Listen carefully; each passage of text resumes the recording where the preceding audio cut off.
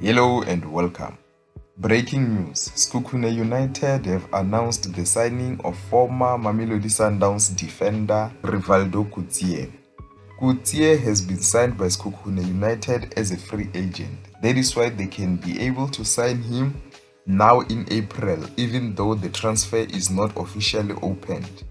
Because when a player is a free agent, he can sign anytime.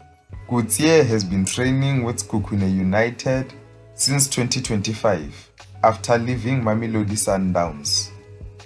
He left Mamelodi Sundowns at the end of the previous campaign, having not played football for quite a number of time due to persistent injuries.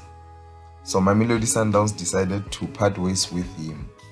And now he has been training with Sekhukhune United, and it seems like Sekhukhune is impressed with Coetzee, and now they have decided to sign him. It is surprising that they waited for this long to sign him, because we are about to end the season. However, let me hear your thoughts. Are you impressed by this signing by Sekhukhune United? The 28-year-old will bring much experience from his 165 PSL appearances and 25 Bafana Bafana caps. A former Ajax Cape Town star, a 7-time league champions with Mamelodi Sundowns. And in other news, on Friday evening at Umhlathuze Sports Complex, Orlando Pirates played an entertaining 2-2 draw with Richards Bay, with Orlando Pirates scoring late to secure just a single point.